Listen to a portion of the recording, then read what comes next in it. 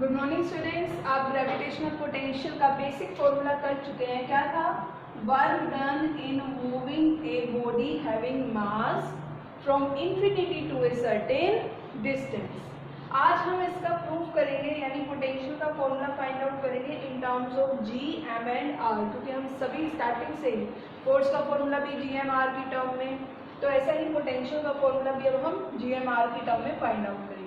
तो इसके लिए हम क्या करेंगे, हम कंसीडर करते हैं एक बॉडी जिसका मास कितना है m, और उसे हम मूव कर रहे हैं इन्फिनिटी, एक पॉइंट ए अज्यूम कर लिया जो इन्फिनिटी पे है, इन्फिनिटी से डिस्टेंस r तक, और ये पॉइंट हमने अज्यूम कर लिया b।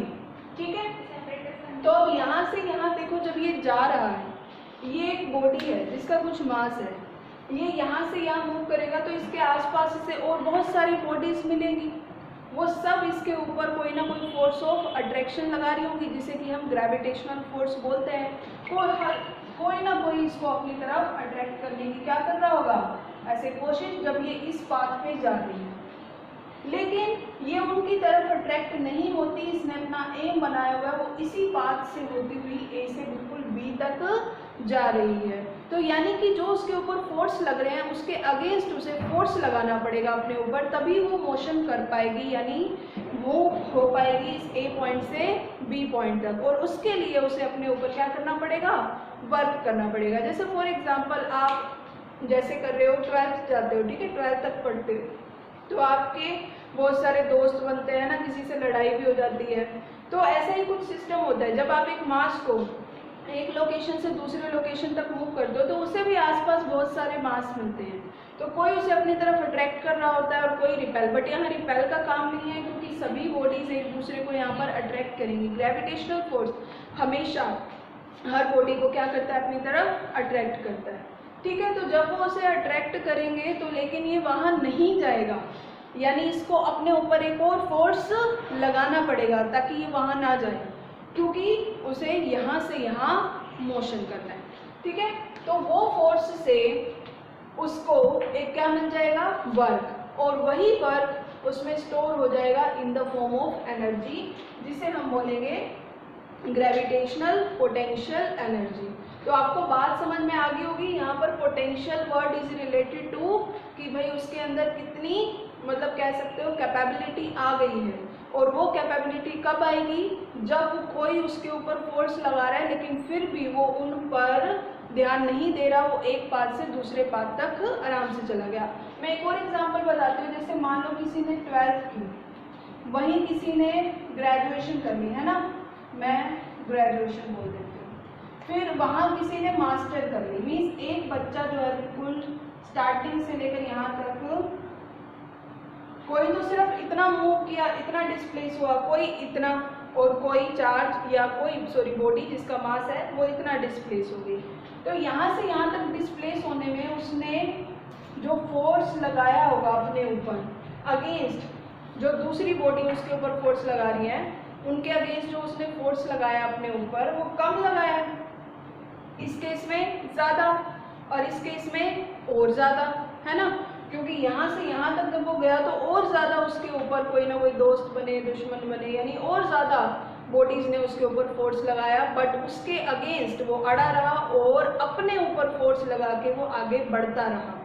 तो अब किस केस में इसका पोटेंशियल ज़्यादा होगा, इस केस में। मान लो 12th करने के बाद ये कहीं जॉब के लिए जाता है, इसको कितने मिलेंगे, ग्रेजुएशन करने के बाद जाता है कितने मिलेंगे, 15 से 20, और मास्टर करने के बाद जाता है तो हो सकता है 30 से 45 हज़ार उसे मिल जाए, है ना। तो किस केस में पोटेंशियल ज़्यादा हो गया, इस केस में, जिस केस में उसने अपने ऊपर ज़्यादा फोर्स लगाया। फोर्स मीन्स वर्क किया है अपने ऊपर। ठीक है, तो क्या फॉर्मूला बनेगा, हमें पोटेंशियल निकालने के लिए पहले वर्क निकालना पड़ेगा। वर्क का फॉर्मूला क्या होगा, force dot displacement F dot are. लेकिन हम डायरेक्ट इतनी बड़ी वैल्यू के लिए नहीं निकालेंगे, हम पहले क्या करेंगे, इसमें से एक स्मॉल एलिमेंट कट कर लेंगे डी आर, कि इतना डिस्प्लेस करने के लिए कितना वर्क लगेगा, फिर उसको इंटीग्रेट करेंगे तो हमारे पास नॉर्मल वर्क है।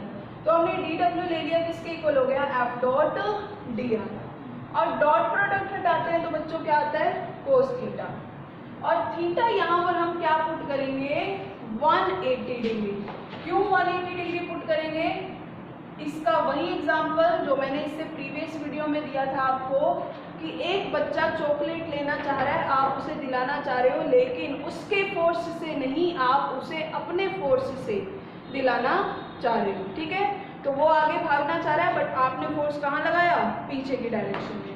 तो डिस्प्लेस तो बॉडी इसी डायरेक्शन में हो रही है, बट फोर्स आपने कहाँ लगा रखा है, इससे अपोजिट डायरेक्शन में। समझ रहे हो ये बात। तो फोर्स और डिस्प्लेसमेंट दोनों के बीच का एंगल 180 डिग्री, cos 180 की वैल्यू -1। तो इतना एक बार हमारा सोल्व हो गया। अब फोर्स का फॉर्मूला क्या है, Gmm/r², according to universal law of gravitation. ये वैल्यू हमने यहाँ पुट कर दी, ठीक है। तो dw का फॉर्मूला आ गया। अब उसके बाद हमारे पास for a small element work done आ चुका है, वो हमें बड़े पर जाना है, ठीक है। तो हमें क्या करना पड़ेगा, इसको इंटीग्रेशन। इधर हमने किया dw का इंटीग्रेशन, और यहाँ Gmm कांस्टेंट है, सिर्फ किसका इंटीग्रेशन होगा, 1/r² का, ठीक है। तो dw का इंटीग्रेशन तो क्या होगा, wgm। अब यहाँ देखना एक बार इंटीग्रेशन, आप लोग ध्यान से देखना, 1/r² का इंटीग्रेशन। आपने पावर रूल याद किया होगा, ये तो मैंने ही कराया था। पावर में 1 ऐड ऊपर भी और नीचे भी। अब इसको 1/r² को हम क्या बोल सकते हैं, r⁻²। पावर में 1 ऐड ऊपर भी और नीचे भी, यानी क्या आंसर हो गया, r⁻1, सॉरी प्लस होगा यहाँ पे, और r⁻1, यानी क्या हो गया इसका इंटीग्रेशन बच्चों, -1/r, है ना। बट इस माइनस को मैं बाहर ले आई, तो माइनस माइनस क्या हो गया यहाँ पर प्लस। यहाँ एक माइनस पहले से था, यहाँ भी माइनस आ रहा, तो माइनस माइनस मैंने क्या कर दिया, प्लस, ठीक है। तो अंदर बच गया सिर्फ 1/r, और लिमिट पुट हो रही है, कहाँ से कहाँ मूव कर रहे हैं ऑब्जेक्ट को, फ्रॉम इन्फिनिटी टू r। तो अपर लिमिट पहले r की जगह r आएगा, माइनस लोअर लिमिट यानी r जहाँ पे भी है वहाँ इन्फिनिटी। तो इन्फिनिटी की वैल्यू तो 0 हो जाएगी, सिर्फ आपके पास क्या बचेगा, Gmm/r। बट ये वर्क डन आया अभी बच्चों, हमें क्या फाइंड आउट करना है, पोटेंशियल। तो फॉर्मूला समझा था तुमने कि कितना वर्क कर रहे हैं मास को मूव करने में, उस बॉडी को मूव करने में, और यूनिट मास होगा। तो आपने इसको स्मॉल m से डिवाइड किया, तो क्या फॉर्मूला बच गया, सिर्फ Gm/r।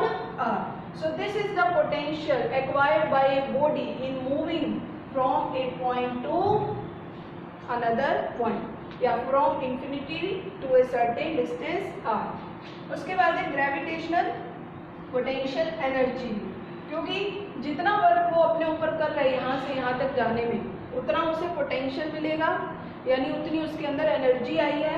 और वो एनर्जी किसके इक्वल होती है, देखो वर्क डन के, यानी जो वर्क का फॉर्मूला है वही किसका होगा, gravitational potential energy. That means U = Gmm/r। तो ये टॉपिक आपको अच्छे से कर लेना है, इम्पोर्टेंट टॉपिक है। Okay students, that is it for today.